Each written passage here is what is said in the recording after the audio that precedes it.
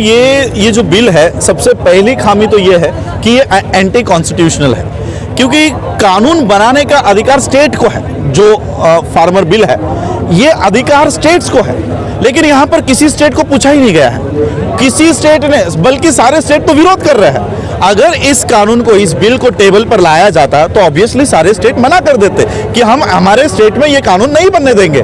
तो सबसे पहला खामी यह है कि ये एंटी कॉन्स्टिट्यूशनल है। बनने के बाद इसमें क्या है कि यहाँ का जो फार्मर है, किसान है, ये किसान अब उन्हीं के जमीन पर मजदूर बन के रह जाएगा, क्योंकि इन लोगों को अधिकार नहीं होगा। एमएसपी हटा दिया है, एपीएमसी हटा दिया है, और ये सारा अधिकार जाएगा अडानी अंबानी के लिए, क्योंकि इन्हीं के पैसों के ऊपर मोदी जीत के आए हैं, मोदी प्रधानमंत्री बने हैं और उन्हीं के आदेश पे काम कर रहे हैं, और इसीलिए ये देश धीरे धीरे मोदी अडानी और अंबानी को बेच रहे हैं। सर, जो मोदी समर्थक हैं वो कह रहे हैं कि ये बिल जो है पक्ष में है। अच्छा। और मोदी जो है ये वापस नहीं लिया जाएगा, क्योंकि आप जानते हैं। देखो, ये मोदी समर्थक पता नहीं कौन से ग्रह से आए हुए हैं। ये अंधभक्त भी नहीं बोल सकते इन लोगों को। ये व्हाट्सएप यूनिवर्सिटी से पढ़ते हैं या किससे पढ़ते हैं पता नहीं। सुप्रीम कोर्ट के जजेस तक इस बिल का विरोध कर चुके हैं। सुप्रीम कोर्ट के जजेस, कल हमने प्रशांत भूषण जी को देखा, वो भी बिल का विरोध कर रहे हैं। तो क्या मोदी भक्त 10वीं पास भी है? क्या नरेंद्र मोदी 4वीं पास है? इस देश के प्रधानमंत्री को पता नहीं है कि बिल क्या है। ये सिर्फ अडानी अंबानी ने बना दिया, ये लागू करता है क्योंकि उसके पास नंबर है, number of member of parliaments है, राज्यसभा में बहुमत है। लेकिन मैं मोदी जी को बताना चाहता हूं कि राज्यसभा में आप बहुमत में होंगे, संसद में बहुमत में होंगे, लेकिन देश में हम बहुमत में हैं। बिल को सर एक तरीके से घुमाने की कोशिश की जा रही है। जो लोग इसके समर्थन में आ रहे हैं उनको टारगेट किया जा रहा है। ये कहा जा रहा है कि ये विपक्ष के हैं, ये खालिस्तानी हैं। नहीं, देखो, ये तो मोदी जी की स्टाइल है। जब मुसलमान सीए का विरोध करने बैठ जाता है तो वो पाकिस्तानी हो जाता है। जब शेड्यूल कास्ट के लोग उनके ऊपर हो रहे अन्याय अत्याचार के विरोध में रास्तों के ऊपर आते हैं तब वो नक्सलाइट हो जाते हैं। और जब आप किसान रास्तों के ऊपर आ रहा है तब वो खालिस्तानी है। इसलिए मैं पूछता हूं, तो देशभक्त कौन है? जो तड़ीपार है, जो तड़ीपार थे, अब यूनियन में मिनिस्टर बने हैं, क्या वो देशभक्त है? क्या प्रज्ञा सिंह ठाकुर जो मालेगांव बॉम्बस्फोट में बेल पे है, अभी भी सजा खत्म नहीं हुई, बेल के ऊपर बाहर है, क्या ये देशभक्त है? क्या इनके नजर में ये लोग हैं देशभक्त? सर, एमएसपी को लेके कहा जा रहा है, रोज ट्वीट आ रहा है सरकार का कि भाई ये एमएसपी लागू है, दे रहे हैं, लेकिन लिखित में ही नहीं दे रहे। यही है ना, वो मोदी जी का सिर्फ जुमला होता है, मोदी जी का, अमित शाह का सिर्फ जुमला होता है, लिखित में कुछ नहीं होता।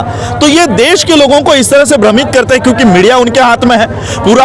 पूरा मीडिया दिन भर इस बिल का समर्थन कर रहा है, आज तक समर्थन कर रहा है, बाकी रजत शर्मा समर्थन कर रहा है, ये सभी लोग इस बात का समर्थन कर रहे हैं। तो क्या देश के लोग पागल हैं?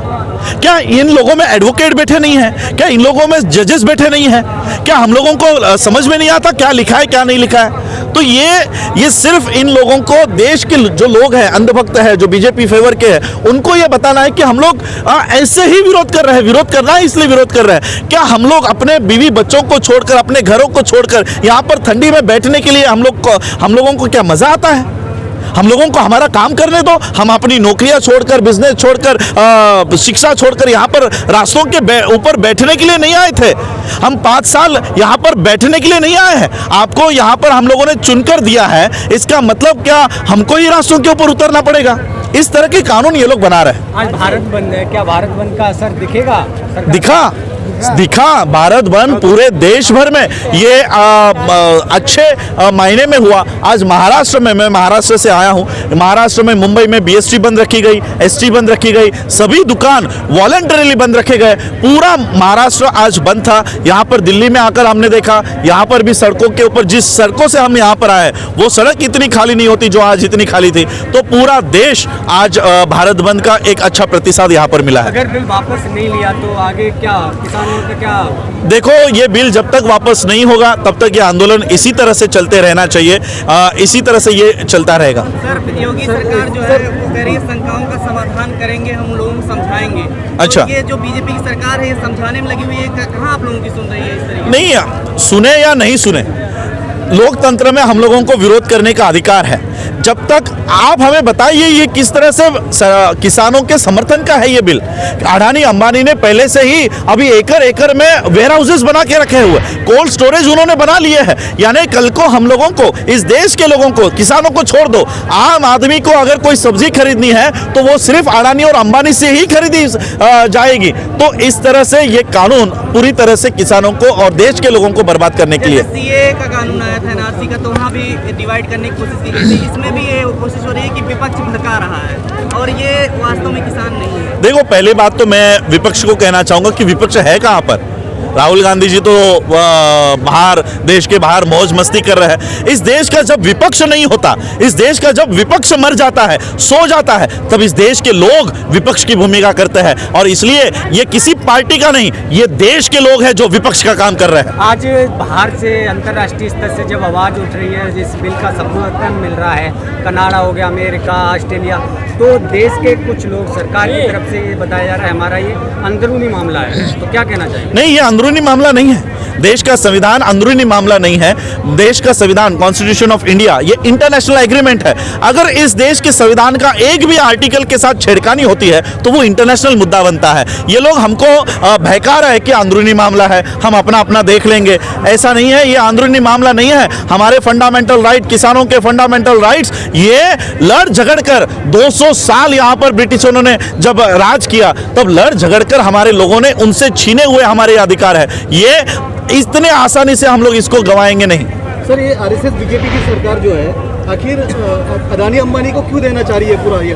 देखो, अडानी अंबानी ने मोदी को लाने में सहायता की है, जेट प्लेन्स दिए हैं, करोड़ों रुपए दिए हैं, और इसलिए इनके पैसों के ऊपर चुनकर मोदी जी ने अपना साम्राज्य स्थापन किया है। और इसलिए बदले में अब मोदी जी इनको राफेल दे रहे हैं, इनको अभी किसानों की जमीनें दे रहे हैं, वेयर हाउसेस दे रहे हैं। ये सारा अब गिव एंड टेक का रिलेशन चल रहा है। यानी चुनाव जीतने के लिए अडानी अंबानी इनको मदद करेंगे और ये प्रधानमंत्री बनने के बाद इनकी व्यवस्था खड़ी करेंगे। जब भारत का जीडीपी 23.9 -23.9 पर गिर चुका था, तब देश में अंबानी 7वें क्रमांक पर आ गया था वर्ल्ड के रिचेस्ट लोगों में। तो एक बात मुझे बताइए, जब देश का जीडीपी गिर रहा है तब देश का एक आदमी ऊपर ऊपर कैसे जा रहा है? उसको भी तो, उसका भी इनकम नीचे जाना चाहिए था, लेकिन अंबानी 7वें क्रमांक पर आता है।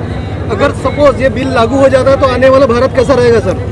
देखिए, ये बिल अगर लागू हो जाता है तो किसान जिस तरह से बंधुआ मजदूर होते हैं, उस तरह से किसान बंधुआ मजदूर बन के रह जाएगा। अच्छा, स्मृति ईरानी का एक बयान आया है, वो बोल रही है भ्रम फैलाने वाले गैंग सफल नहीं होंगे। देखो, ये स्मृति ईरानी तो एक तो पढ़ी लिखी नहीं है, एक तो पहले 10वीं पास नहीं थी, फिर 10वीं का सर्टिफिकेट जाली लेकर आई, अब 12वीं पास का जाली लेकर आई। ऐसे लोगों को मिनिस्टर बना दिया है। तो ऐसे लोगों को, मुझे लगता है इन लोगों को तूल देना भी कोई इम्पोर्टेंस देना भी कोई अच्छी बात नहीं है। स्थायी समाधान क्या है सर इन सब चीज़ों का, जो जिस तरीके से एक बार किसान निकलते हैं, एक बार एक लोग निकलते हैं, मतलब एक साथ नहीं आ रहे हैं? नहीं, इसलिए मैं कहना चाह रहा हूं कि ये आंदोलन सिर्फ किसानों का नहीं होना चाहिए। इस देश का प्रियम्बल लिखता है कि we the people of India, हम भारत के लोग, और इसलिए ये किसानों का आंदोलन नहीं है। मैं किसान नहीं हूं, मेरे पुश्तों ने कभी हल नहीं चलाया, लेकिन फिर भी मैं आज इस आंदोलन में हूं। क्यों? क्योंकि मैं भारत का एक इंसान हूं, इस देश में रहता हूं। ये किसान अगर काम नहीं करेगा तो मेरे घर में चूल्हा नहीं जल सकता। इसलिए हम लोगों में ये भावना होनी चाहिए कि किसान के लिए हम खड़े रहेंगे, हमारे लिए किसान खड़ा रहेगा, विद्यार्थी भी यहाँ पर खड़े रहेंगे, गृहिणी खड़े रहेंगे। इसलिए ये आंदोलन सिर्फ किसानों का नहीं है, देश के लोगों का है। अगर आपने अभी तक हमारा चैनल सब्सक्राइब नहीं किया है तो सब्सक्राइब करें और घंटी का बटन बिल्कुल भी दबाना ना भूलें, ताकि सभी लेटेस्ट खबरें पहुंच सकें आप पे सबसे पहले।